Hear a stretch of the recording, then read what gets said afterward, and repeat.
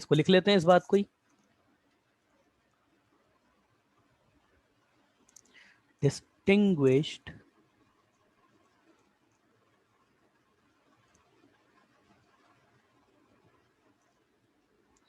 various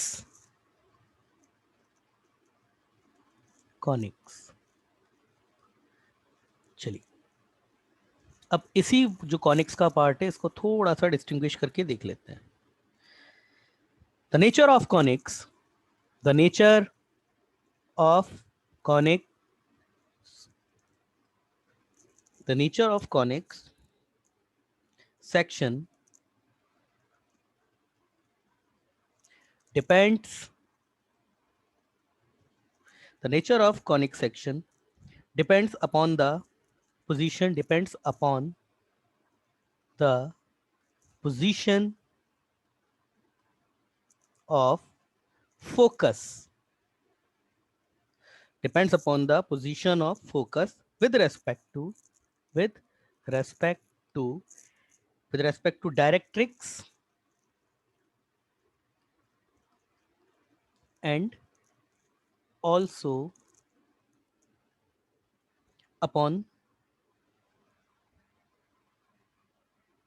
the value of constant E। ये constant E को क्या बोलते हैं वैसे? बचपन में कुछ पढ़ा हो? बचपन से मेरा मतलब है प्रीवियस की जो छोटी क्लासेस हैं आपकी, 10th में कुछ पढ़ा हो। इस कांस्टेंट E को क्या बोलते हैं? कुछ बोलते हैं क्या इसको? इसेंट्रिसिटी, इसको इसेंट्रिसिटी बोला जाता है। इस कांस्टेंट का नाम इसेंट्रिसिटी होता है, ठीक है? कांस्टेंट E, ठीक है ना?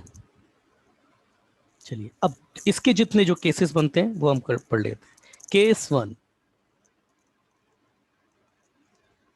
Case one, when the focus lies on directrix, when the focus lies on directrix,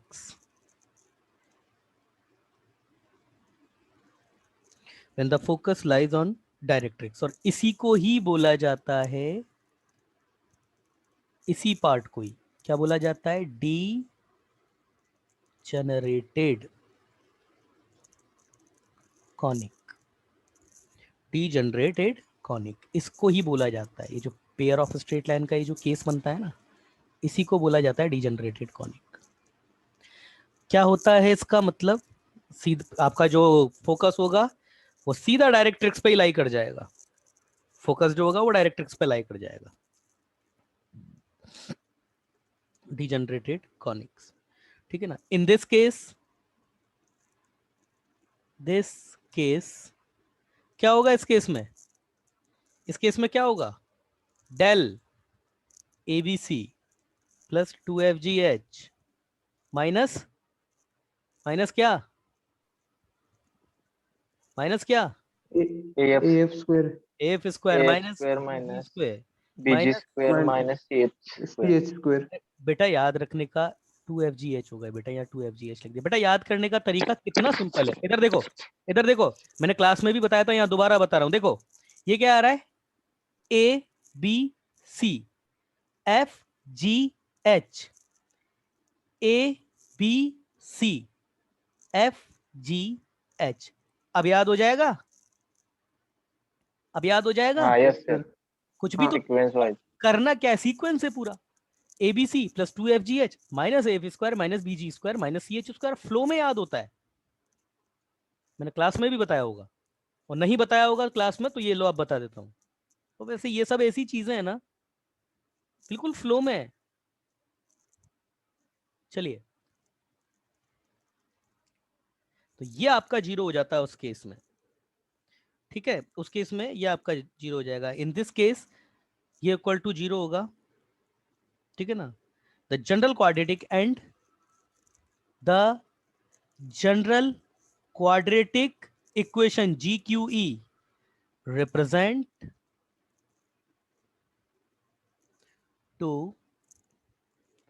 to a pair of straight line, a pair of straight line, बहुत इंपॉर्टेंट बात। इन दिस केस ये वाला पूरा यहां से लेके ये नहीं, ये डेल इक्वल टू जीरो हो जाए, ये पार्ट हम पढ़ चुके हैं, पेयर ऑफ स्ट्रेट लाइन को रिप्रेजेंट करेगा, ठीक है ना। और इसमें भी हम लोगों ने देखा था क्या कि अच्छा एच स्क्वायर, अब इसके भी फिर तीन केस बनते हैं, ये भी हम देख चुके हैं, थोड़ा सा जस्ट यहाँ पे देख लें, डीप में नहीं जाएंगे। H square minus A B, या फिर ऐसे देखते हैं इसको ताकि आप रिलेट कर पाओगे अच्छे तरीके से। एच स्क्वायर ग्रेटर देन ए बी, तब दोनों लाइन का, जो दोनों लाइन हमारे पास आने वाली है स्ट्रेट लाइन, उनका नेचर क्या था उनका, एक था हमारे पास एच स्क्वायर, दूसरा था हमारे पास, एक तो यही था, दूसरा था एच स्क्वायर लेसर देन ए बी, और जो तीसरा केस था H square equal to A B. तो ये लाइन के कुछ बिहेवियर थे, नेचर थे। पहले केस में लाइन का नेचर क्या था, क्या था, क्या था? Real and distinct. Real and, two different lines.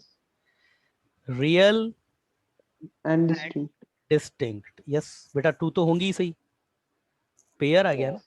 Pair आ गया ना, टू बोलने की जरूरत नहीं है, हाँ. तो वैसे बोल दे तो कोई दिक्कत नहीं है। Line will be real and distinct and intersecting,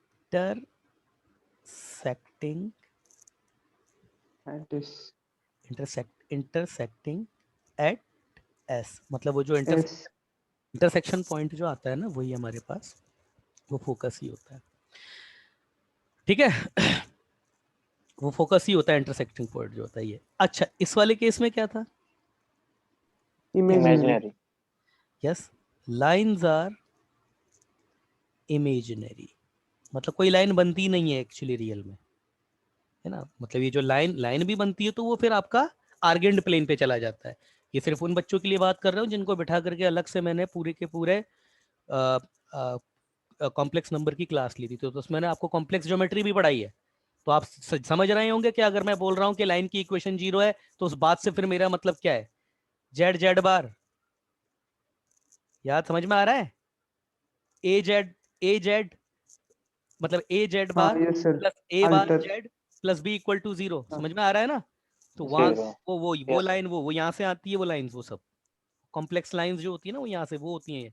चलिए एच स्क्वायर अगर इक्वल टू ए बी हो जाएगा, इसका मतलब क्या हो जाएगा, H square equal to coincident. Coincident, Coinciding line. Coincident lines, lines एक ही होंगी, ठीक है ना। ये ठीक है, ये वाला पार्ट तो हम लोग जो थे वो देख चुके हैं। मैंने अभी आपको आखिरी टाइम पे बोला था कि मैंने इसको ऐसे नहीं लिखता ताकि आप कोरिलेट कर पाओ, तो एक्चुअली आप कोरिलेट किससे करोगे, वो ये था आपका, इस केस में ई आपका वन हो जाता है, इस केस में ई आपका लेसर देन वन हो जाता है, और इस केस में ई आपका इक्वल टू वन हो जाता है। मेरी बात सुनना ध्यान से, कहने का मेरा मतलब ये है कि अगर आपका डिस्क्रिमिनेंट, देखो चलिए डिस्क्रिमिनेंट आपका जीरो हो गया, मगर ये बात यहां से थोड़ी ना पता थी इसको कि हम जो है फोकस एक फिक्स पॉइंट से डिस्टेंस और एक परपेंडिकुलर लाइन से डिस्टेंस का रेशियो है, वो तो हम कांस्टेंट के इक्वल कर रहे थे। तो इस केस में भी ये कांस्टेंट तो एग्जिस्ट कर ही रहा होगा ना भाई, कांस्टेंट तो ये ई इस केस में भी एग्जिस्ट कर रहा होगा, उसका क्या हो रहा है यहाँ पे, उसका क्या रोल है, वो कहां पर गया, तो वो ये है आपका H square is greater than A B, उसका मतलब आपका E is greater than one है।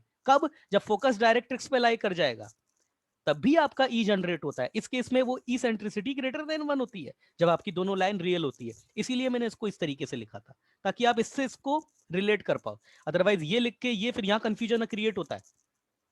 समझ रहे हो बात, समझ में आ रही है बात, ठीक Yes, है ना। sir. अगला ई आपका लेसर देन वन है, तो ये आपका क्या हो जाएगी, लाइन इमेजनरी। आपको यहीं से याद रखना है, जस्ट ये जो बीच का साइन है वही ई और वन का बीच का साइन कर देना है। ई इक्वल टू वन हो जाता है तो दोनों लाइन आपकी कोइंसिडेंट हो जाती है। यही अगर जब आपकी डायरेक्ट्रिक्स पर फोकस अवेलेबल नहीं होगा तो यही केस आपका हाइपरबोला का, ये केस आपका एलिप्स का, और ये केस आपका पैराबोला का बन जाएगा। समझ में आई बात,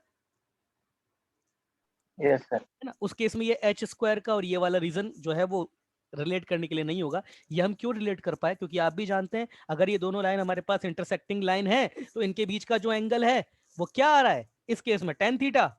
कितना होता है, कितना होता है, टेन थीटा। दोनों इंटरसेक्टिंग लाइन के बीच का एंगल कितना होता है, नहीं पता, 2 under root how much, what the value inside the root? Yes, Vedant, Vedant, मैंने वेदांत वेदांत का नाम इसलिए लिया, वेदांत नहीं था वो, कोई विघ्नेश, वो जो मेरे को सॉल्यूशन भेजता है पर्सनली। बताओ विघ्नेश क्या था बेटा? आप लोगों को चीजें याद नहीं है, बहुत गलत है ये। H square minus A B upon A plus B, ये था। तो ये H square minus A B दोनों के बीच का एंगल रियल है, तो वो भी यहां से रिलेट होता है। एक्चुअली ये कंडीशन इसी से ही आई है, ये H square minus greater than ए बी वो यहीं से ही आया है, क्योंकि अगर एंगल रियल है इसका मतलब लाइन आपकी अलग अलग है, तभी तो टेन थीटा आपका कुछ ना अलग आएगा। अगर ये आपका H square equal to A B हो जाएगा तो tan theta equal to zero हो जाएगा, और दो इंटरसेक्टिंग लाइन के बीच का अगर एंगल ही जीरो हो गया इसका मतलब दोनों लाइन सेम है। अरे मैं बोल रहा हूँ कि दो इंटरसेक्टिंग लाइन है उनके बीच का एंगल जीरो है, तो आप ये कहोगे सर क्यों पागल बना रहे हो, दोनों लाइन सेम ही है। और अगर H square equal Yes. H square अगर लेसर देन ए बी तो आपके दोनों इंटरसेक्टिंग लाइन के बीच का एंगल इमेजनरी, इसका मतलब लाइन भी इमेजनरी है, क्योंकि अगर लाइन इंटरसेक्टिंग Yes. है तो उनका एंगल इमेजनरी नहीं हो सकता। तो ये एच और ए बी की कंडीशन तो यहां से आई है। ये ई जो हमने रिलेट किया है वो हमने रिलेट किया है, ठीक है ना। अब ये ई आपका वन से ही बड़ा क्यों होता है, ये आगे की बात, ये आगे आएगा। समझ में आई बात? क्लियर है ये वाली स्लाइड आपको पूरी? Yes Sanmesh, slide Yes. Clear है ये? Yes, sir. सन्मेश Yes, sir. चलो अगला, दूसरा जो केस है हमारे पास, ये पहला केस हम लोग स्टडी कर चुके हैं, ये केस 1 है। अब हमारा देखेंगे हम दूसरा केस। दूसरा केस इज एज सिंपल, आप खुद भी समझ रहे हैं। When focus does not lies over directrix, जबकि हमारा फोकस डायरेक्ट्रिक्स पर लाई नहीं करता, और इसको बोला जाता है नॉन डी जनरेटेड कॉनिक। इसको बोला जाता है नॉन डीजनरेटेड कॉनिक। इस पूरे, ठीक है ना। हम अब से आगे इसी को ही स्टडी करेंगे बेटा। ये जो पहला केस है ये हम पेयर ऑफ स्ट्रेट लाइन में बहुत अच्छे से स्टडी कर चुके हैं, ये केस हम स्टडी कर चुके हैं। ये केस जो है पूरा आने वाले कम से कम 1 से 1.5 महीने तो यही चलेगा, क्योंकि इसी में ही सारे कॉनिक्स आएंगे आपके, पैराबोला से लेकर के रेक्टेंगुलर हाइपरबोला सब इसी में ही आएंगे। तो ठीक है ना, अब आगे देखते हैं। इन दिस केस डेल जो है आपका ABC प्लस 2FGH आगे minus minus AF square. Minus BG square. G square CG square minus equal CH CS square. square. Is not equal to zero. ये डेल आपका जीरो नहीं होगा, ये del आपका जीरो नहीं होगा। अच्छा इसका कुछ डिटर्मिनेंट फॉर्म भी था वैसे, गलती से याद है किसी को? कुछ था डिटर्मिनेंट जैसा तो भी, और मैंने इसकी ट्रिक भी बताई थी आपको। ABC ABC diagonal शाबाश। diagonal एफ हाँ, yes, sir. and Yes, FG yes. upper. Yes. Mirror image. Mirror हाँ image. हाँ. एच ये इक्वल टू, है ना, याद रखने के लिए सभी याद रख। तो ABC डायगोनल हाँ, और ये ऊपर एल बना दो, ये और ये, और ये mirror image. हाँ ये मिरर इमेज हो जाता है। ये याद रखने का, ये भी इसको भी बेटा सॉल्व करोगे यही आता है, या तो ये याद रखो या फिर ये याद रखो। मैं तो कहता हूँ दोनों ही याद होने चाहिए, है ना। क्वेश्चन कहाँ कुछ किस तरीके से क्या फंसा करके पूछ ले तो याद दोनों ही होने चाहिए, और कुछ ऐसा भी नहीं है कि नहीं याद हो सकता, है ना। तो यही आपकी डिस्क्रिमिनेंट, ये सॉरी ये नॉट इक्वल टू जीरो आएगा, ये आपका नॉट इक्वल टू जीरो होगा। इक्वल टू वाला केस हम लोग जो है वो स्टडी कर चुके हैं, ठीक है ना। अब हम लोग देख लेते हैं, हम टेबल बना लेते हैं इसकी एक। Parabola, a parabola, a an ellipse.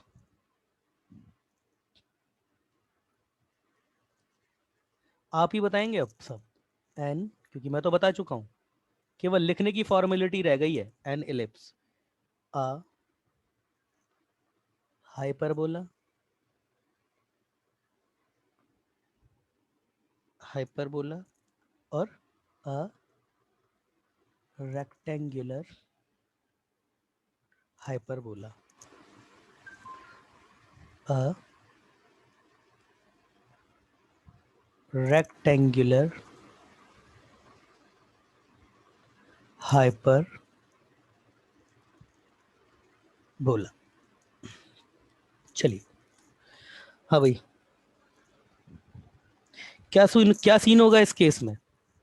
E equal to 1 या फिर H square equal to A B, वही वही सारा केस बनेगा। इस केस में क्या होगा? E आपका क्या होगा? क्या होगा? Less than less than 1, lesser than less 1 than 1. बस ग्रेटर देन 0। Greater than. ये तो फालतू की बात है, ये पॉजिटिव लिखना तो बेवकूफी है, मगर ठीक है, लोअर बाउंड फिक्स करना होता है इसलिए लिख दिया है। एच स्क्वायर क्या होगा? लेसर देन ए बी। ये कोरिलेट करके लिखना है आपको, ये एच स्क्वायर लेसर देन ए बी, इससे ही है। इसका क्या होगा? ई आपका ग्रेटर देन 1 ग्रेटर देन 1। और ये H square is greater than A B. इस केस में ई, ये एक स्पेशल केस होता है आपका। इस केस में अभी आपको ज्यादा नॉलेज नहीं है, ये एक स्पेशल केस होता है, बस बेटा इतना समझ लो, ठीक है ना। ये स्पेशल केस होता ही रेक्टेंगुलर हाइपरबोला। ये ई आपका एक से बड़ा कुछ भी है, 4/3, कुछ भी 1 से बड़ा है, हाइपरबोला बनेगा। मगर ये ई इज इक्वल टू √2 के केस में क्या हो जाता है ना, ये शेप आपकी एक स्पेशल शेप हो जाती है। सारी प्रॉपर्टी वही लगती है, मगर इसकी ज्योमेट्री थोड़ी सी अलग हो जाती है ना। और उसके ऊपर बहुत अच्छे क्वेश्चन हमारे यहाँ से बन जाते हैं, तो इसलिए इसको अलग से स्टडी किया जाता है। बाकी ऐसा नहीं है कि अगर ये अच्छी तरीके से आता है तो इसको पढ़ सकते हो आप, मगर इसकी मतलब इसके लिए क्या है ना, कुछ अलग से पैरामीटर जनरेट कर दिए जाते हैं। जैसे कुछ अगर रफ ओवरव्यू लेना चाहते हो तो कुछ इस तरीके से, y इज इक्वल टू, जैसे मैं बोलता हूँ लैम्डा अपॉन एक्स, ये बोलता हूँ। तो अगर y equal to lambda upon x, अब आप देखिए ये इक्वेशन कितनी कॉम्पैक्ट रह गई है, कितनी कॉम्पैक्ट इक्वेशन रह गई। अब अगर इसके पैरामीटर अगर मेरे को डिजाइन करने हो ना, तो मैं इसको क्या बोल सकता हूँ ना, सिंपल सी बात, x को अगर मैं बोल दूं t, तो y मेरा अपने आप लैम्डा अपॉन टी हो गया। और यही अगर मैं सर्कल के केस में पैरामीटर देख रहा था, तो सर्कल के केस में मेरा पैरामीटर क्या है? तो ए कॉस थीटा, ए साइन थीटा, एच प्लस ए कॉस थीटा, के प्लस बी साइन थीटा। कितने कॉम्प्लेक्स आए थे, और वही पैरामीट्रिक यहां से भी आएंगे। इलिप्स का भी बनता है A cos theta B sine theta, hyperbola का भी बनता है, रेक्टेंगुलर का भी बनता है। मगर जब ये आपका रेक्टेंगुलर हाइपरबोला बन जाता है ना, तो उसका पैरामीटर कंपैरेटिवली बहुत सिंपल हो जाता है, इसलिए अच्छे क्वेश्चन जनरेट होते हैं यहाँ से। तो इसलिए इसको क्या है ना, एक अलग से जो है वो स्टडी किया जाता है, इज इक्वल टू √2 के केस में। बाकी होता ये भी वही है, एच स्क्वायर ग्रेटर देन ए बी यहाँ पर भी होता है, एच स्क्वायर ग्रेटर देन ए बी यहाँ पर भी होता है। मगर इसमें एक प्रॉपर्टी अलग लग जाती है, ए प्लस बी ये इक्वल टू 0 हो जाता है, ये अलग प्रॉपर्टी है इसमें। मैंने यहाँ पर अलग से एक जगह छोड़ी है, आपको साइड में दिख रहा होगा, और वो मैंने इसलिए छोड़ी क्योंकि भाई कॉनिक तो सर्कल भी है। इसको क्यों भूल गए सर आप? इस केस में आपकी 0 इलेक्ट्रिसिटी जो होती है वो 0 हो जाती है, ठीक है ना। यस और इस केस में आपका एच भी 0 हो जाता है, और ए इक्वल टू बी। यही तो पढ़ते हुए आए थे हम, याद है कुछ? भाई यही तो पढ़ रहे हैं आप, Yes, sir. A is equal to x square and y ना। square. बस कोफिशिएंट ऑफ एक्स वाई आपने 0 किया है, कोई अभी थोड़ी ना कर रहे हैं पहली बार। पूरा पूरा भैया 10-15 दिन पिछले यही तो करते हुए आ रहे हैं, Yes, sir. है ना। अरे चलो, अब हम क्या करेंगे ना, यहाँ से इसको रब करेंगे थोड़ा, इसको थोड़ा सा रब करेंगे, और अ रेक्टेंगुलर हाइपर बोला। चलिए, ये आपकी टेबल क्रिएट हो गई इसेंट्रिसिटी की, और ये पूरा अब नीचे की जो टेबल है आपकी, ये एच की कंडीशन की है, पूरी आपकी टेबल क्रिएट हो गई यहाँ से। और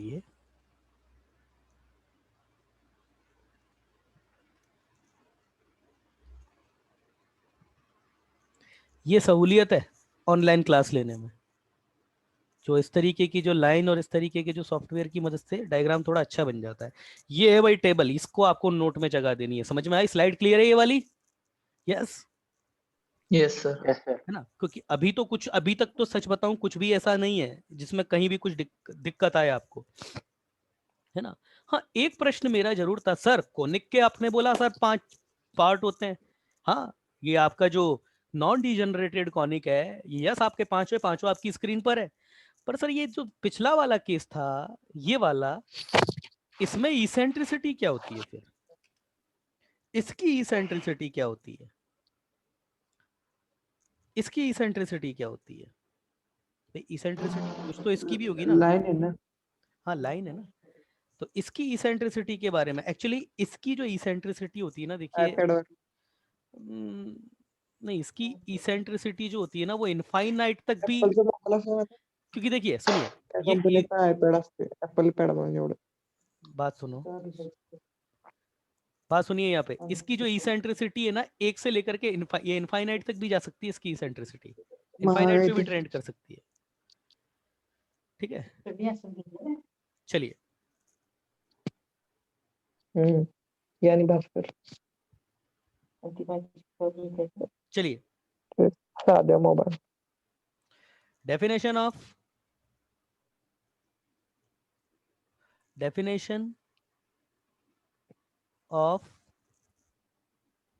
बघ की कसं आहे ते वेरियस, पेन आणली सन्मेश अपना माइक बंद कीजिए, सन्मेश थोड़ा ध्यान रखा, मेरा नहीं चल अब थोड़ा ध्यान रखा कीजिए लाइव लेक्चर का, ये जो आप कुछ भी बोलते हैं ये लेक्चर में जाता है। मैं पहले भी मेरा बोल नहीं रहा था, लगा मैं पहले भी बोल, कौन है ये बच्चा यार, मैं पहले भी बोल रहा था, कई बार कुछ बच्चे का क्या होता है, definition of various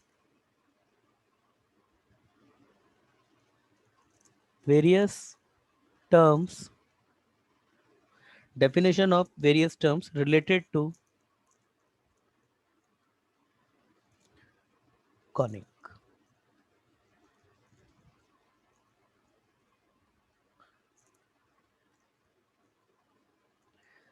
related to conics, पहला, अब हम पढ़ेंगे इन सारी चीजों को जो हम अभी तक देखते हुए आए थे ना, वो सब चीजें एक बार उनकी मतलब डेफिनेशन लिखनी है जस्ट। क्या पहला था? फोकस। फोकस, फोकस की डेफिनेशन क्या है? The fix point, the fix point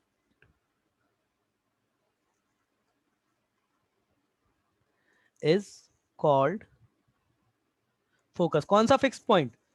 वो जो लोकस में अभी बताया था ना, फिक्स पॉइंट से डिस्टेंस, वो फिक्स पॉइंट आपका फोकस बोला जाता है उसको, ये पहले बता चुका। दूसरा, directrix.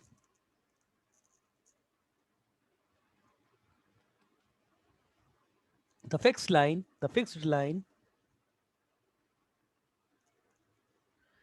is called directrix.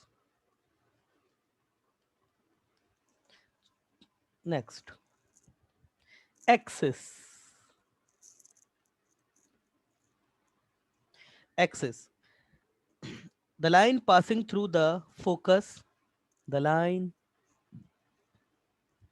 passes through the focus and perpendicular to the directrix, and perpendicular to directrix, called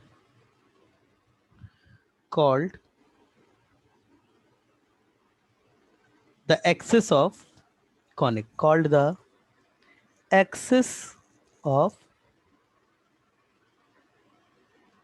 conics. अगला,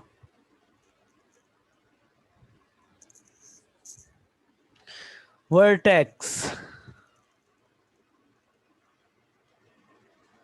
Vertex, the point of intersection of, the point of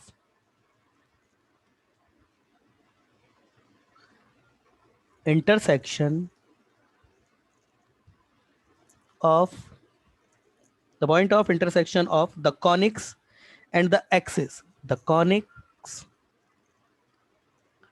and the axis. is called vertex. थोड़ा इन definitions के बारे में थोड़ा सा देख लेते हैं, कहने का मतलब क्या है, अलग से स्लाइड लेते हैं कि जैसे डायरेक्ट्रिक्स है और यहां पर कहीं आपकी फोकस है, तो इससे जाने वाली और इस पर परपेंडिकुलर जो लाइन होगी ना, इससे जाने वाले मतलब ये यहां से ये परपेंडिकुलर, ये जो लाइन होगी, ये फोकस से जाने वाली और डायरेक्ट्रिक्स के परपेंडिकुलर ये जो लाइन होगी, यही आपकी एक्सिस ऑफ कॉनिक्स होती है। यही आपकी एक्सिस ऑफ पैराबोला भी होगी। जब आपका ई जो है वो 1 हो जाएगा तो बनने वाला जो लोकस होगा वो पैराबोला होगा। तो डायरेक्ट्रिक्स के परपेंडिकुलर और आपकी फोकस से जाने वाली यही जो लाइन है आपकी, यही लाइन आगे जाकर के आपकी एक्सिस ऑफ कॉनिक्स हो जाएगी। और वैसे एक मैं बात बताऊं, एक्सिस ऑफ कॉनिक्स आपकी एक्सिस ऑफ सिमेट्री भी होती है। यहाँ पर पैराबोला भी आपका सिमेट्रिक हो जाता है, मतलब इसके ऊपर और नीचे एक्सिस ऑफ का जो पैराबोला होता है वो सिमेट्रिक होता है आपका। ठीक है ना। अगला इसने क्या बोला है आपको, the intersection point of conics and the vertices, the intersection point of conics and the axis, जहां पर आपका देखिए ये आपका जो पॉइंट है पी, जब आपका मूव करेगा, जब जो उसका लोकस होगा तो वो कहीं ना कहीं इस लाइन से भी पास होगा।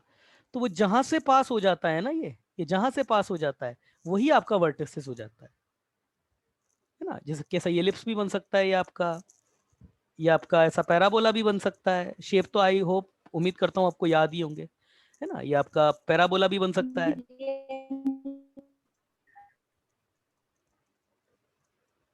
ये आपका पैराबोला बनता है। यस, मेरी आवाज में प्रॉब्लम आ रही है क्या, आवाज बफर कर रही है क्या, रिप्लाई कीजिए। चलिए खैर, अभी आवाज, यस बेटा आवाज अभी क्लियर आ रही है ना, आवाज अभी प्रॉपर आ रही है आवाज इस समय। हाँ सर। चलिए, तो यही आपका होता है, मतलब आपका जो वर्टेक्स क्या होता है, वर्टेक्स आपका क्या होगा, वर्टेक्स आपका कॉनिक, जहां पर भी आपकी एक्सेस को इंटरसेक्ट करेगा वही पॉइंट आपका एक्सेस वो वर्टेक्स हो जाएगा। ठीक है ना। आगे जब पैराबोला में स्टडी करेंगे तब इसको भी नेम्ड किया जाएगा आगे जाके, ये भी आएगा। चलिए अगली डेफिनेशन लिख लेते हैं।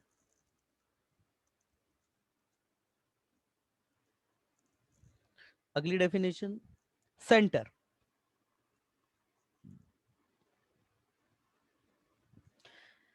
Center, the point which bisect, the point which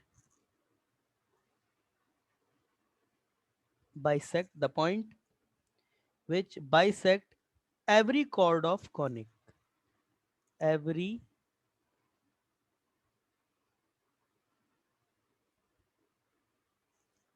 chord of conic is called, नहीं, every chord of conic passes through it। मतलब वो पॉइंट होता है ये आपका सेंटर, जो इसके थ्रू जाने वाली किसी भी कॉर्ड को जो है वो बाइसेक्ट करता है। जैसे सर्कल के केस में तो खुद सेंटर ही होता है, और सेंटर से पास होने वाली कॉर्ड क्या हो जाएगी आपकी, खुद डायमीटर हो जाएगी, और डायमीटर आपका सेंटर पे बाइसेक्ट होता है ना। तो वो कॉनिक, वो सेंटर जो है वो आपकी यहाँ से भी सारी प्रॉपर्टीज है वो, क्योंकि सर्कल कॉनिक होता है उसको फुलफिल करता है। Passes through it is called, is called is called centre of conics. चलिए नेक्स्ट, अगली डेफिनेशन, लेटस रेक्टम। यस, ये अच्छी है भाई, लेटस रेक्टम। ये अभी तक आपने सर्कल में नहीं पढ़ा है, लेटस रेक्टम, क्योंकि ये बाकी की ये जो तीन है ना कॉनिक्स, या फिर कहें चार, इनमें आती है ये। The latus rectum of conic is the chord passing through the focus and perpendicular to the axis. The chord passes through focus and perpendicular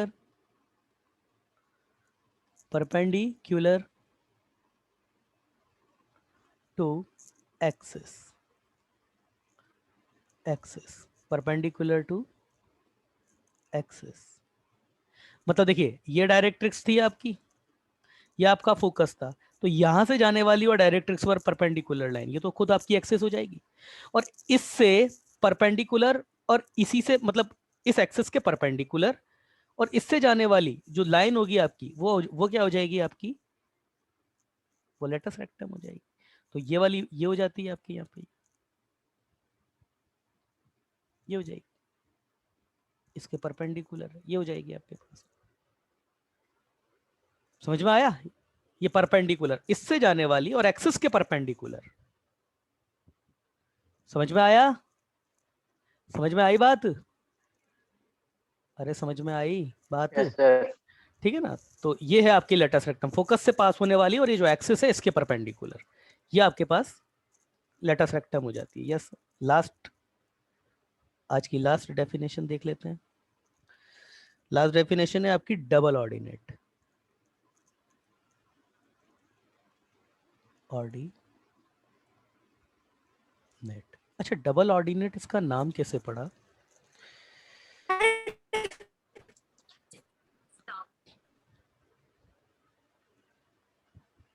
चलिए, डबल ऑर्डिनेट आपका a chord which is perpendicular to the axis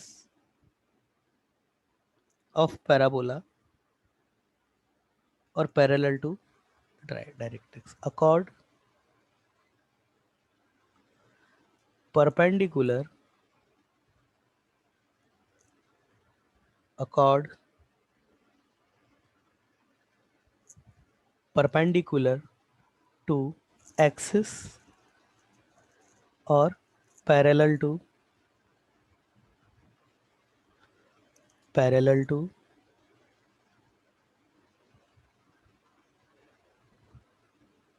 directrix. देखिए ये आपकी axis हो गई, ये आपकी directrix हो गई, यहां कहीं आपका फोकस होगा।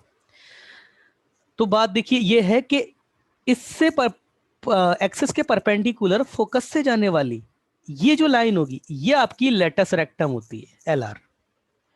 मगर इससे परपेंडिकुलर और मतलब देखिए कुल मिलाकर के अगर हम देखें कि एक्सिस के परपेंडिकुलर जितनी भी आपकी कॉर्ड्स पॉसिबल है, जितनी भी कॉर्ड पॉसिबल है, ये सब आपकी डबल ऑर्डिनेट होती हैं। ये जितनी भी डबल, अच्छा डबल ऑर्डिनेट ही क्यों बोलते हैं इसको, इसका रीजन आपको आगे मिलेगा कि इसका नाम सर डबल ऑर्डिनेट ही क्यों है। तो ये सब आपकी डबल ऑर्डिनेट होती है। मतलब देखिए बात से सुनिएगा, एक्चुअली लेटस रेक्टम खुद भी एक डबल ऑर्डिनेट है, मगर क्योंकि ये फोकस से पास होता है इसलिए इसको जनरलाइज्ड कर दिया जाता है, सॉरी इसलिए इसको स्पेशलाइज्ड कर दिया जाता है कि फोकस से पास होने वाला डबल ऑर्डिनेट आपका लेटस रेक्टम हो जाता है। क्योंकि किसी भी कॉनिक के लिए फोकस से पास होने वाली एक्सिस के परपेंडिकुलर कॉर्ड जो होती है वो एक ही होगी।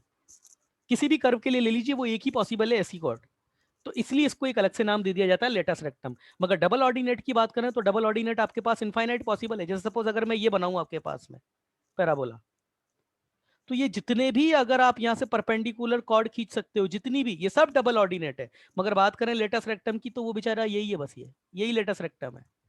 समझ में आया? ऐसा ही इलिप्स के साथ में भी होगा और ऐसा ही हाइपरबोला के साथ में भी होगा। तो अभी पैराबोला पढ़ने वाले इसलिए मैंने केवल एक केस लिया है। क्लियर है बात आपको? बात क्लियर है? हाँ सर। चलिए बात क्लियर है तो Yes, चलिए sir. चलिए how much time is left, कुछ टाइम बाकी, एक क्वेश्चन हो जाएगा अपना, एक क्वेश्चन हो जाएगा। चलिए क्वेश्चन लिखिए, for what value of lambda, what value of lambda, for what value of lambda the equation, और इक्वेशन आपको गिवन है 2xy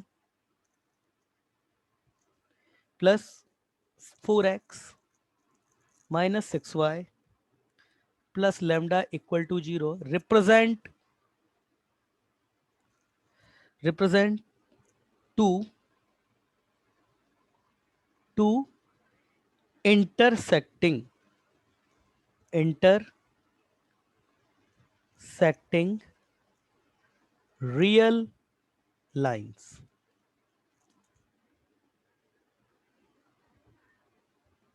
बताइए। यस, ये अच्छा क्वेश्चन है, आप तो मुझे ये बता दीजिए करें क्या इसमें, जल्दी रिप्लाई कीजिए, 2 मिनट का टाइम है। आपके सामने एक इक्वेशन है और वो ये पूछ रहा है कि लैम्डा की वो वैल्यू बताओ जिससे ये पूरी की पूरी जो इक्वेशन है ये दो नॉन ये इंटरसेक्टिंग लाइन में कन्वर्ट हो जाए। भाई ये भी आपके पास में देखा जाए तो जनरल 2 डिग्री इक्वेशन ही है, इसका एक्स स्क्वायर का कोफिशिएंट 0 है, वाई स्क्वायर का कोफिशिएंट 0 है, बाकी है तो वही कॉनिक ही है। तो ये आपके पास दो इंटरसेक्टिंग इक्वेशन बन जाए, intersecting pair of straight line. General equation से कंपेयर कर सकते हैं। जनरल इक्वेशन से कंपेयर कर लो, उससे क्या होगा? हाँ हाँ तो आपके पास जी एफ और एच आ जाएगा, जी एफ और एच आ जाएगा, सी भी आ जाएगा लैम्डा। तो वो लैम्डा ही तो पूछा है ना उसने कि क्या हो जिससे ये कन्वर्ट हो जाए आपके पास में इंटरसेक्टिंग लाइन में। सॉल्यूशन बताओ, कंपेयर करना वो जो आप करना है वो करो, आप मुझे सॉल्यूशन बताओ सर, ये ऐसा कर दो ऐसे हो जाएगा, बताओ। H square minus A B greater than और equal to 0। H square minus A B greater than equal to 0। अच्छा चलो एच कितना है यहाँ पे? क्योंकि इंटरसेक्टिंग ठीक है, ये एच स्क्वायर जो है ग्रेटर देन ए बी बोल रहा है ये, इससे ये दोनों लाइन हाँ जो है वो रियल तो हो जाएंगे। एच की बात करें तो वो कितना आ रहा है? 1 आ रहा है, ये 2h लिखा हुआ है 1 आ यस रहा है, तो ये 1 यस यस ग्रेटर देन ए कितना है? 0। यस ये तो हो रहा है ना। 0 हाँ तो वो कंडीशन तो है। बी भी इसका 0। इसका मतलब तो ये है कि अगर ये लाइन सच में डीजनरेटेड कॉनिक है, मतलब पेयर ऑफ स्ट्रेट लाइन को रिप्रेजेंट करता है, तो बनने वाली लाइन तो हमेशा जो है वो रियल ही होंगी। अब लैम्डा की इसका मतलब अब अभी लैम्डा पर तो कंक्लूजन नहीं हुआ ना आपका। डिस्क्रिमिनेंट 0 होना चाहिए ना। ये कौन है बच्चा? नाम क्या है आपका? नाम क्या है आपका? विघ्नेश। विघ्नेश बिल्कुल सही बोल रहा है। अरे डिस्क्रिमिनेंट 0 कर दो ना इसका, सिंपल सिंपल करना क्या है उसमें। यस अब यहाँ पर है क्या क्या आपके पास? ए आपका 0 है, बी भी आपका 0 है, ये दोनों टर्म तो आपके पास 0 है। एच आपका 1 है, जी आपका 2 है, और एफ आपका -3 है, और सी आपका लैम्डा। तो एबीसी नहीं लिखूंगा क्योंकि 0 हो जाएगा। ए आ रहा है ना, बी भी आ रहा है, सी -2FGH, -2FGH, एफ जी और एच। तो ये माइनस का कितना हो लैम्डा जाएगा? Equals to -12। Minus AF square नहीं लिख